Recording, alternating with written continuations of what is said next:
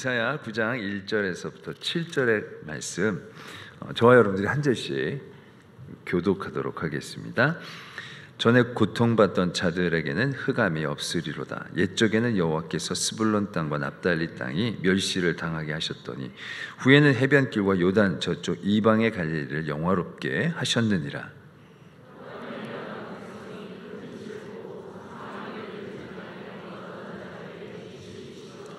주께서 이 나라를 창성하게 하시며 그 즐거움을 더하게 하셨으므로 추수하는 즐거움과 탈취물을 나눌 때의 즐거움같이 그들이 주 앞에서 즐거워하오니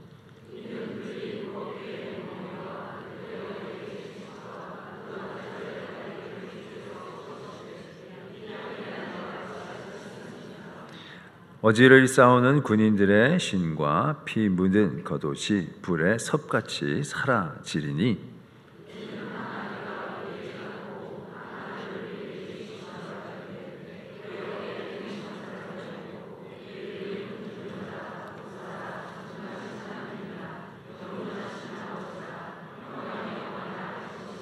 함께요 그 정사와 평강의 더함이 무궁하며 또 다윗의 왕자와 그의 나라에 군림하여 그 나라를 굳게 세우고 지금 이후로 영원히 정의와 공의로 그것을 보존하실 것이라.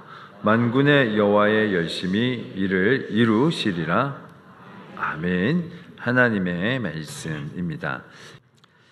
우리 말씀을 위해 함께 기도하겠습니다. 하나님, 오늘도 우리를 하나님을 예배하는 자리로 불러주시니 그 은혜에 감사드립니다.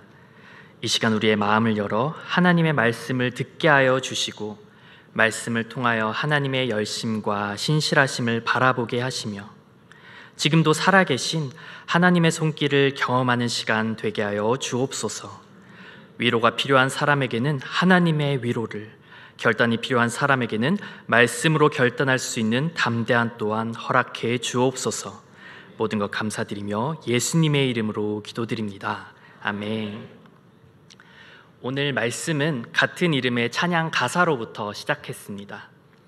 러빔이라는 CCM 가수가 부른 하나님의 열심이라는 찬양인데요, 모르는 분들을 위해서 후렴의 가사를 제가 읽도록 하겠습니다.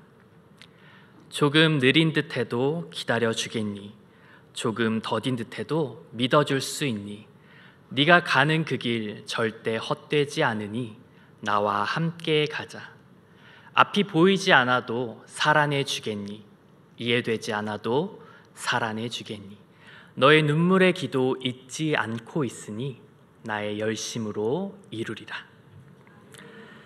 이 찬양의 가사 멜로디가 참 좋은데요, 마지막에 있는 나의 열심으로 이루리라 라는 가사에 항상 의문이 있었습니다.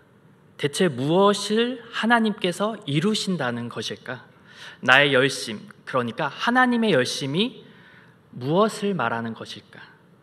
러빔의 영상에서 찬양의 가사들이 우리가 오늘 읽은 이사야 9장 7절의 말씀을 기초로 쓰였다는 것을 알게 되었습니다. 그리고 말씀의 전후를 살펴보며 오늘의 말씀을 준비하였습니다. 오늘 우리가 함께 나눌 이 이사야의 말씀은요, 상황이 전혀 나아지지 않고 있는 현실 가운데 주어진 빛을 약속하는 말씀입니다. 눈앞에 닥친 고통이 너무나 크고 또 하나님이 외면하는 것만 같은 때, 그때 하나님께서 나의 열심으로 이루실 것이다 라고 말씀하십니다. 지금 교회에 나와 예배를 드리고 있는 지금 이 순간조차 우리를 둘러싼 많은 어려움과 문제들, 그 상황들이 있습니다. 가족과의 갈등, 자녀의 문제, 또 경제적인 어려움과 질병의 고통들, 또 참 많은 불안과 슬픔, 외로움에 어떤 때는요, 우리가 삶을 사는 것이 아니라 아까 찬양의 가사처럼 살아내고 있는, 그저 버티고 있다라는 생각이 들 때도 분명히 있을 것입니다. 오늘 말씀 속 이스라엘 백성들도 아수르의 침략으로 사람들이 흩어지고 나라가 무너진 황폐한 상황 속에 있었습니다. 그 절망 가운데 하나님께서는 이사야 선지자를 통해 회복의 말씀을, 희망의 메시지를 우리에게 주셨습니다. 이 말씀은 단순히 위로에서 그치는 것이 아니라 하나님께서 우리의 삶 가운데 실제로 일하시고 또 회복시키실 것을 약속하는 말씀입니다. 1절의 말씀입니다. 전에 고통받던 자들에게는 흑암이 없으리로다. 옛적에는 여호와께서 스불론 땅과 납달리 땅이 멸시를 당하게 하셨더니 후에는 해변 길과 요단 저쪽 이방의 갈릴리를 영화롭게 하셨느니라. 말씀은 매우 절망적인 현실에서부터 시작합니다. 멸시를 당하는 스불론과 납달리 땅은 어떤 곳이었을까요? 이곳은 갈릴리 호수와 인접하여 갈릴리 지역이라고 불리던 곳이었습니다. 이스라엘 중에서도 가장 북쪽 변방에 위치하여서 매번 적의 침략을 받는 노출된 지역이었습니다. 당시에는 아수르의 침공으로 이스라엘 중 가장 먼저 침략을 받았던, 점령을 받았던 곳이기도 합니다. 땅은 황폐해졌고요. 그곳의 사람들은 죽임을 당하거나 포로로 끌려갔습니다. 대신 이방인들이 그 지역에 정착하게 되면서 우리 말씀에서처럼 이방의 갈릴리라는 별칭까지 붙게 되었습니다. 이 지역은 겉으로 황폐해진 것뿐만 아니라 정체성까지 잃어버린 땅, 같은 유대인들로부터도 무시와 차별, 멸시를 받았던 곳. 그런데 하나님께서 그 땅을 회복하시겠다고 말씀하십니다. 그 버림받은 땅에, 죽음만이 가득한 땅에 흑암이 없어지겠고 영화롭게 하겠다고요. 이 말씀이 이루어짐은 마태복음 4장의 말씀을 통해 볼 수 있습니다. 12절입니다. 예수께서 요한이 잡혔음을 들으시고 갈릴리로 물러가셨다가 나사렛을 떠나 스불론과 납달리 지경 해변에 있는 가버나움에 가서 사시니 이는 선지자 이사야를 통하여 하신 말씀을 이루려 하심이라. 일러스되 스불론 땅과 납달리 땅과 요단강 저편 해변 길과 이방의 갈릴리여, 흑암에 앉은 백성이 큰 빛을 보았고 사망의 땅과 그늘에 앉은 자들에게 빛이 비치었도다 하였느니라. 이때부터 예수께서 비로소 전파하여 이르시되 회개하라, 천국이 가까이 왔느니라 하시더라. 아멘. 이사야에서 말한 스불론과 납달리 땅은 바로 그 땅에서 예수님의 사역이 시작한 곳임을 알 수 있습니다. 이로써 하나님의 위로와 회복은요, 가장 낮은 자리, 고통과 절망의 자리로부터 하나님의 위로와 회복이 먼저 시작된다는 것을 우리가 알 수 있습니다. 우리의 삶도 이와 같겠죠. 우리 내 삶에서 가장 무너진 자리, 가장 약한 자리, 가장 절망의 자리로부터 하나님의 위로가 우리에게 임한다는 것을요. 흑암이 없어지겠고 영화롭게 되겠다, 존귀하게 하겠다, 회복시키겠다. 내 삶에 멸시당하던 땅, 고통의 자리로부터 하나님께서 영광의 자리로 우리를 이끄실 것입니다. 2절의 말씀입니다. 흑암에 행하던 백성이 큰 빛을 보고 사망의 그늘질 땅에 거주하던 자에게 빛이 비치도다. 흑암, 사망의 그늘질 땅, 물리적인 어둠만을 의미하는 것은 아니겠죠. 나아갈 길이 보이지 않는 두려움과 절망으로 가득한, 두려움과 절망이 지배한 상황을 말하고 있습니다. 생명은 끊어지고 미래가 보이지 않는 그 어두운 삶의 자리에 말씀에서는 무엇이 임한다고 보고 있습니까? 큰 빛. 빛은 무엇입니까? 하나님의 임재요, 구원의 시작이요, 메시아의 오심을 말하고 있습니다. 단순히 상황을 밝게 비추는 것만이 아니라 존재 자체가 빛이신 하나님께서 우리 가운데로 찾아오신다는 것입니다. 이 빛이 비칠 때 비로소 우리는 삶의 방향을 알 수 있고 생명을 얻고 살아갈 힘을 얻게 됩니다. 어둠이 깊을수록 빛은 더 밝게 빛난다곤 하죠. 내 삶의 흑암 가운데 있다면 그 자리에 바로 주님의 큰 빛이 임할 것임을 소망하시길 바랍니다. 3절의 말씀입니다. 주께서 이 나라를 창성하게 하시며 그 즐거움을 더하게 하셨으므로 추수하는 즐거움과 탈취물을 나눌 때의 즐거움같이 그들이 주 앞에서 즐거워하오니. 하나님의 빛이 임할 때 우리의 삶에 기쁨이 회복되게 됩니다. 여기서 말하는 기쁨은 두 가지로 표현이 되는데요, 하나는 추수의 기쁨이고 다른 하나는 전리품을 나누는 기쁨입니다. 먼저 추수의 기쁨은 오랜 시간 땀 흘려 수고를 통해 얻는 기쁨을 말하죠. 자녀를 위해 기도하며 흘린 눈물들, 가족을 위해 헌신했던 수고들, 내 사업장에서, 직장에서, 또 학업에서 수많은 노력들, 하나님께서는 그 노력을 잊지 않으시고 열매 맺게 하시며 우리로 기쁨을 누리게 하십니다. 또한 전리품의 기쁨은 치열한 전투 끝에 얻게 되는 승리의 기쁨을 말하고 있습니다. 이 세상을 살아가면서 우리는 수많은 싸움을 치르고 있습니다. 관계의 갈등과도 싸우고요, 내면의 불안과도 싸우고요, 내 삶의 무게와도 싸웁니다. 그 수많은 싸움 중에서도 하나님께서는 그 모든 것들을 헛되이 보내지 않으시고 우리를 반드시 승리의 기쁨으로 나가게 하실 것입니다. 4절의 말씀입니다.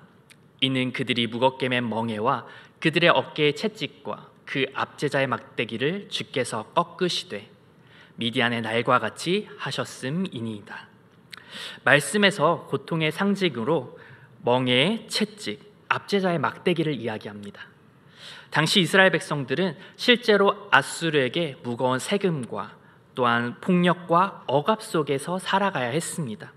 이것을 하나님께서는 꺾으시겠다, 그리고 미디안의 날과 같이 하겠다고 말씀하십니다.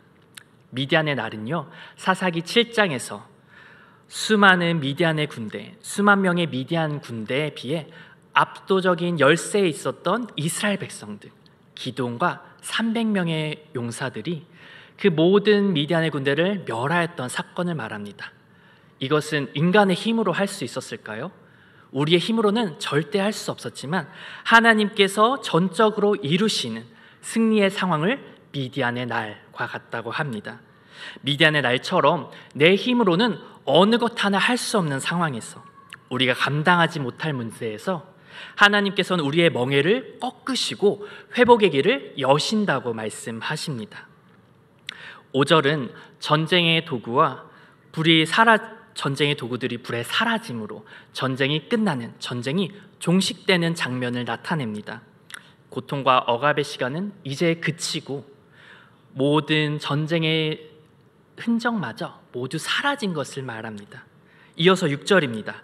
이는 한 아기가 우리에게서 낳고 한 아들을 우리에게 주신 바 되었는데 그의 어깨에는 정사를 메었고 그의 이름은 기묘자라, 모사라, 전능하신 하나님이라, 영존하시는 아버지라, 평강의 왕이라 할 것임이라. 이곳에서 하나님의 회복이 한 아기의 탄생으로부터 시작된다고 하고 있습니다. 이 아기가 누구일까요? 맞습니다. 바로 예수 그리스도입니다. 그리고 이 아기의 이름은 이렇게 불립니다. 우리의 내면 깊은 곳까지 아시며 완전한 해결을 주시는 놀라운 상담가, 기묘자, 모사이며 우리 한계를 초월하여 역사하시는 전능하신 하나님이며 우리와 영원히 함께 하시며 우리를 돌보시는 영존하시는 아버지, 이 세상에 진정한 평화를 이끌어 오시는 평강의 왕이십니다. 기묘자요, 모사요, 전능하신 하나님이시며 영존하신 아버지이고 평강의 왕이신 예수님께서 우리에게 어떻게 찾아오셨습니까? 우리를 위해 가장 낮은 자리, 갈릴리의 나사렛에서 또 가장 작고 연약한 아기의 모습으로 우리에게 오셨습니다. 왜 그러셨을까요? 우리의 고통과 아픔, 인간의 한계에 동참하기 위해서입니다. 그렇게 예수님께서는요, 우리의 삶의 무게, 이 현실의 무게를 모르시지 않습니다. 우리의 고통 함께 짊어지시는 분이고 우리의 아픔을 외면하지 않으시는 분입니다. 마지막 7절의 말씀입니다. 그 정사의 평강에 더함이 무궁하며 또 다윗의 왕자와 그의 나라에 군림하여 그 나라를 굳게 세우고 지금 이후로 영원히 정의와 공의로 그곳을 보존하실 것이라. 만군의 여호와의 열심히 이를 이루시리라. 아멘. 정의와 공의의 하나님 나라를 세우시며 또 앞서 말했던 모든 약속, 모든 회복의 말씀들이 어떻게 이루어진다고 하고 있습니까? 만군의 여호와의 열심히 이를 이루시리라. 바로 만군의 여호와의 열심으로 이루시겠다고 선포하십니다.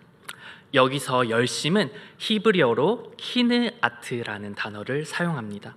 이는 성경에서 질투와 시기 또 분노를 나타낼 때도 쓰이는 단어인데요, 단순한 열정을 넘어서서 하나님께서 반드시 이루시겠다는 질투와 같이 아주 강한 헌신과 의지를 나타낸다고 볼 수 있습니다.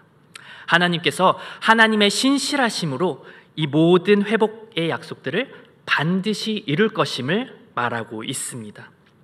우리는 연약하여서 매일 흔들리고 넘어지지만 하나님의 열심은 멈추지 않으십니다. 또 하나님께서는요, 오늘도 여러분들을 붙드시고 여러분의 눈물을 닦아주시고 여러분의 삶을 회복시키시고 새롭게 하시기 위해 하나님의 열심으로 일하고 계십니다. 우리 7절의 말씀을 쉬운 성경으로 함께 읽어보겠습니다. 시작. 그의 왕권은 점점 커지겠고 평화가 그의 나라에서 영원히 이어진다. 그가 다윗의 보좌와 다윗의 나라에서 다스릴 것이다. 그가 정의와 공평으로 이제부터 영원토록 그 나라를 견고하게 세울 것이다. 만군의 여호와께서 이 일을 이루실 것이다. 왜냐하면 주께서 자기 백성을 뜨겁게 사랑하시기 때문이다. 아멘. 사랑하는 여러분, 하나님께서는 하나님의 백성을 결코 외면하지 않으십니다. 우리를 죽기까지 사랑하시기에 우리를 포기하지 않으시고 우리를 뜨겁게 사랑하시기에 우리의 삶에 열정적으로 개입하시는 분입니다. 여러분의 삶의 여정 속에 결코 침묵하지 않으시고 또 여러분이 포기한 그 순간조차 하나님의 열심은 멈추지 않으십니다. 우리 하나님께서는요, 광야에서도 길을 내시는 분이시고 또 불가능을 가능케 하시는 분이시며 죽은 자를 일으키시고 죄와 사망의 권세에서 우리를 구원하시는 분이십니다. 특별히 오늘 새가족 교육을 수료하신 분들이 함께 나와 계시죠.